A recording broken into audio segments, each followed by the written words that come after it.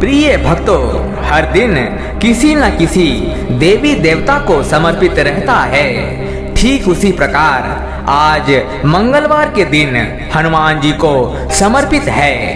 हिंदू शास्त्र आर्य सनातन धर्म के अनुसार ऐसी मान्यता है कि एकमात्र भगवान संकट मोचन पवन पुत्र हनुमान ही है जो अपने भक्तों के दुखों को पल भर में ही दूर कर सकते हैं।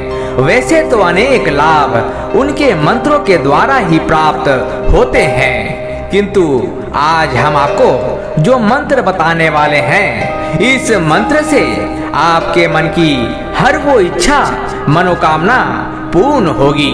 इस मंत्र के द्वारा आपका बड़े से बड़ा शत्रु भी स्वयं आपसे आकर माफी मांगेगा।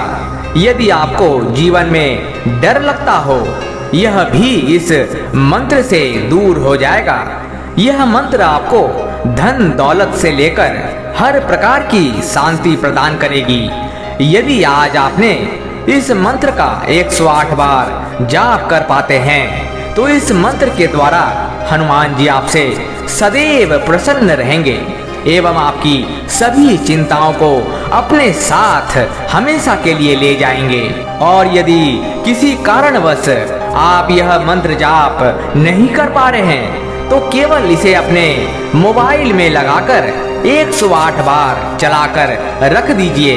हाँ, परंतु ध्यान रहे कि इस मंत्र का स्वर आपके कानों तक अवश्य पहुँचे, तभी आपको इस मंत्र के द्वारा लाभ की प्राप्ति होगी। बस इस मंत्र को बीच में अधूरा मत छोड़ना, अन्यथा इस मंत्र का विपरीत परिणाम भी हो सकता है। तो आइए इस मंत्र का श्रवण कर लेते हैं। ओम मम सर्वे संकटः अद्य हरन्तु मम पुत्रः सदैव सुखी रक्षताम्। ओम मम सर्वे संकटः अद्य हरन्तु मम पुत्रः सदैव सुखी रक्षताम्। ओम मम सर्वे संकटः अद्य हरन्तु मम पुत्रः सदैव सुखी रक्षताम्।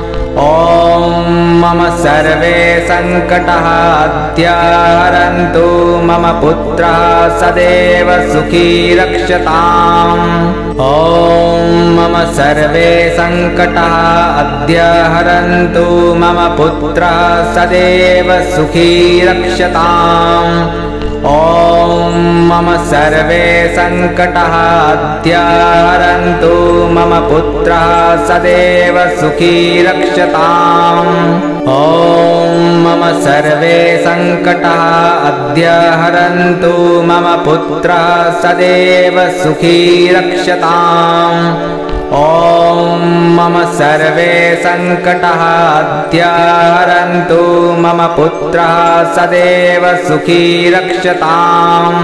ओम मम सर्वे संकटः अद्य हरन्तु मम पुत्रः सदैव सुखी रक्षताम्।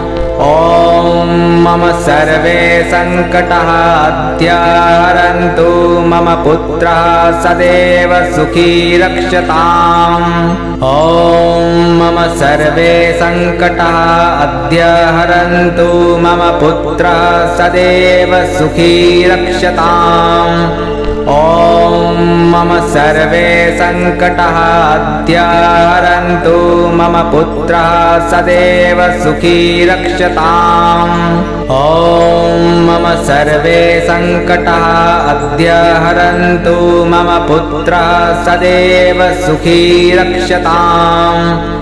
ओम मम सर्वे संकटः अद्य हरन्तु मम पुत्रः सदैव सुखी रक्षताम्। ओम मम सर्वे संकटः अद्य हरन्तु मम पुत्रः सदैव सुखी रक्षताम्। ओम मम सर्वे संकटः अद्य हरन्तु मम पुत्रः सदैव सुखी रक्षताम्।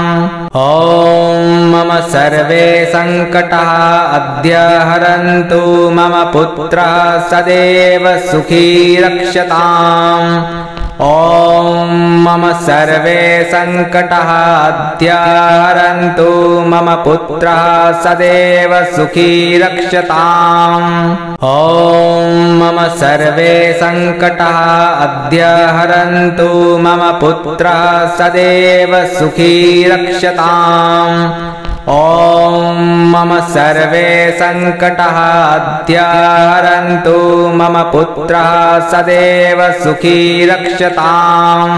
ॐ मम सर्वे सङ्कटाः अद्य हरन्तु मम पुत्रः सदैव सुखी रक्षताम्। ॐ मम सर्वे सङ्कटाः अद्य हरन्तु मम पुत्रः सदैव सुखी रक्षताम्। ॐ मम सर्वे सङ्कटाः अद्य हरन्तु मम पुत्रः सदैव सुखी रक्षताम्। ॐ मम सर्वे सङ्कटाः अद्य हरन्तु मम पुत्रः सदैव सुखी रक्षताम्। ॐ मम सर्वे सङ्कटाः अद्य हरन्तु मम पुत्रः सदैव सुखी रक्षताम्। ॐ मम सर्वे सङ्कटाः अद्य हरन्तु मम पुत्रः सदैव सुखी रक्षताम्। ॐ मम सर्वे सङ्कटाः अद्य हरन्तु मम पुत्रः सदैव सुखी रक्षताम्। ॐ मम सर्वे सङ्कटाः अद्य हरन्तु मम पुत्रः सदैव सुखी रक्षताम्।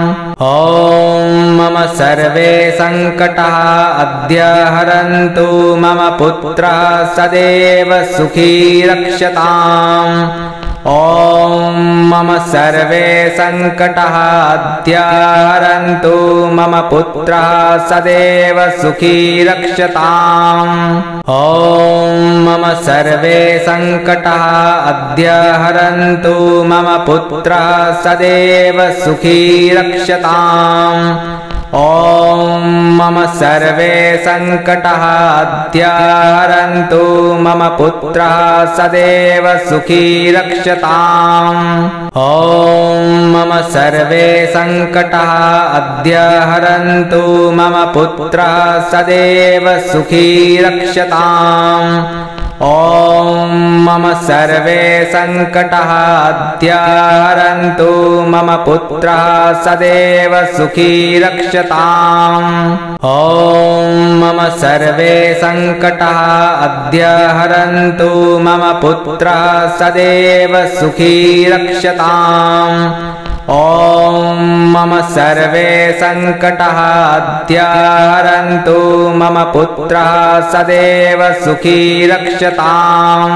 ॐ मम सर्वे सङ्कटाः अद्य हरन्तु मम पुत्रः सदैव सुखी रक्षताम्। ॐ मम सर्वे सङ्कटाः अद्य हरन्तु मम पुत्रः सदैव सुखी रक्षताम्। ॐ मम सर्वे सङ्कटाः अद्य हरन्तु मम पुत्रः सदैव सुखी रक्षताम्। ॐ मम सर्वे सङ्कटाः अद्य हरन्तु मम पुत्रः सदैव सुखी रक्षताम्। ॐ मम सर्वे सङ्कटाः अद्य हरन्तु मम पुत्रः सदैव सुखी रक्षताम्। ॐ मम सर्वे सङ्कटाः अद्य हरन्तु मम पुत्रः सदैव सुखी रक्षताम्। ॐ मम सर्वे सङ्कटाः अद्य हरन्तु मम पुत्रः सदैव सुखी रक्षताम्। ॐ मम सर्वे सङ्कटाः अद्य हरन्तु मम पुत्रः सदैव सुखी रक्षताम्। ॐ मम सर्वे सङ्कटाः अद्य हरन्तु मम पुत्रः सदैव सुखी रक्षताम्। ॐ मम सर्वे सङ्कटाः अद्याहरन्तु मम पुत्रः सदैव सुखी रक्षताम् ॐ मम सर्वे सङ्कटाः अद्याहरन्तु मम पुत्रः सदैव सुखी रक्षताम् ॐ मम सर्वे सङ्कटाः अद्याहरन्तु मम पुत्रः सदैव सुखी रक्षताम् ॐ मम सर्वे सङ्कटाः अद्याहरन्तु मम पुत्रः सदैव सुखी रक्षताम् ॐ मम सर्वे सङ्कटाः अद्याहरन्तु मम पुत्रः सदैव सुखी रक्षताम् ॐ मम सर्वे सङ्कटाः अद्याहरन्तु मम पुत्रः सदैव सुखी रक्षताम् ॐ मम सर्वे सङ्कटाः अद्याहरन्तु मम पुत्रः सदैव सुखी रक्षताम् ॐ मम सर्वे सङ्कटाः अद्याहरन्तु मम पुत्रः सदैव सुखी रक्षताम् ॐ मम सर्वे सङ्कटाः अद्याहरन्तु मम पुत्रः सदैव सुखी रक्षताम् ॐ मम सर्वे सङ्कटाः अद्याहरन्तु मम पुत्रः सदैव सुखी रक्षताम् ॐ मम सर्वे सङ्कटाः अद्याहरन्तु मम पुत्रः सदैव सुखी रक्षताम् ॐ मम सर्वे सङ्कटाः अद्याहरन्तु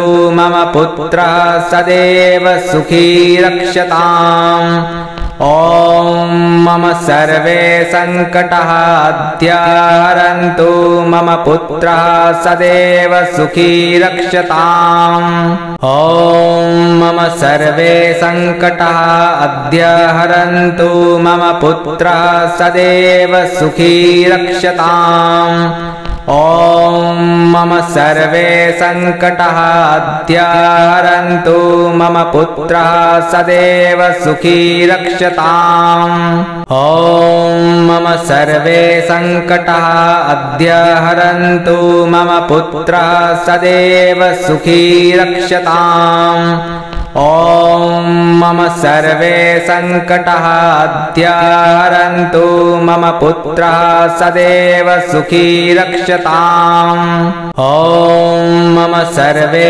सङ्कटाः अद्याहरन्तु मम पुत्रः सदैव सुखी रक्षताम् ॐ मम सर्वे सङ्कटाः अद्याहरन्तु मम पुत्रः सदैव सुखी रक्षताम् ॐ मम सर्वे सङ्कटाः अद्याहरन्तु मम पुत्रः सदैव सुखी रक्षताम् ॐ मम सर्वे सङ्कटाः अद्याहरन्तु मम पुत्रः सदैव सुखी रक्षताम् ॐ मम सर्वे सङ्कटाः अद्याहरन्तु मम पुत्रः सदैव सुखी रक्षताम् ॐ मम सर्वे सङ्कटाः अद्याहरन्तु मम पुत्रः सदैव सुखी रक्षताम्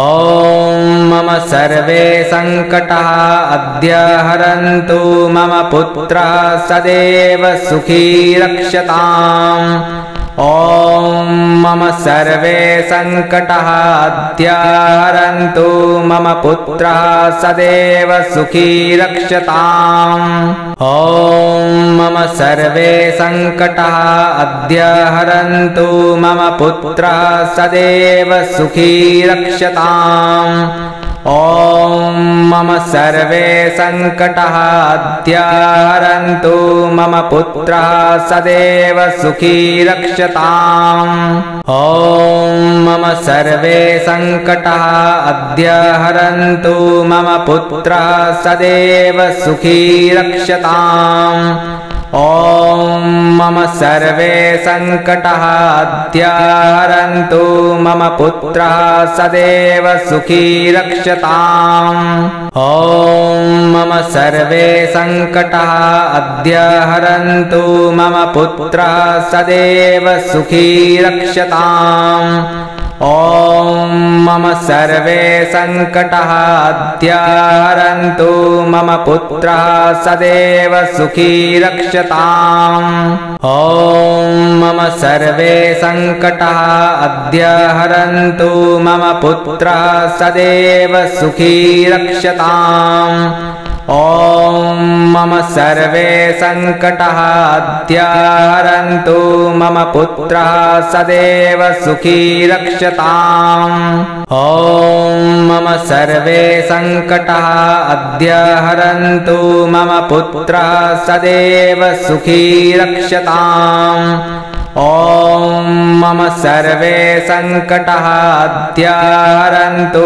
मम पुत्रः सदैव सुखी रक्षताम् ॐ मम सर्वे सङ्कटाः अद्याहरन्तु मम पुत्रः सदैव सुखी रक्षताम् ॐ मम सर्वे सङ्कटाः अद्याहरन्तु मम पुत्रः सदैव सुखी रक्षताम् ॐ मम सर्वे सङ्कटाः अद्याहरन्तु मम पुत्रः सदैव सुखी रक्षताम् ॐ मम सर्वे सङ्कटाः अद्याहरन्तु मम पुत्रः सदैव सुखी रक्षताम् ॐ मम सर्वे सङ्कटाः अद्याहरन्तु मम पुत्रः सदैव सुखी रक्षताम् ॐ मम सर्वे सङ्कटाः अद्याहरन्तु मम पुत्रः सदैव सुखी रक्षताम् ॐ मम सर्वे सङ्कटाः अद्याहरन्तु मम पुत्रः सदैव सुखी रक्षताम् ॐ मम सर्वे सङ्कटाः अद्याहरन्तु मम पुत्रः सदैव सुखी रक्षताम् ॐ मम सर्वे सङ्कटाः अद्याहरन्तु मम पुत्रः सदैव सुखी रक्षताम् ॐ मम सर्वे सङ्कटाः अद्याहरन्तु मम पुत्रः सदैव सुखी रक्षताम् ॐ मम सर्वे सङ्कटाः अद्याहरन्तु मम पुत्रः सदैव सुखी रक्षताम्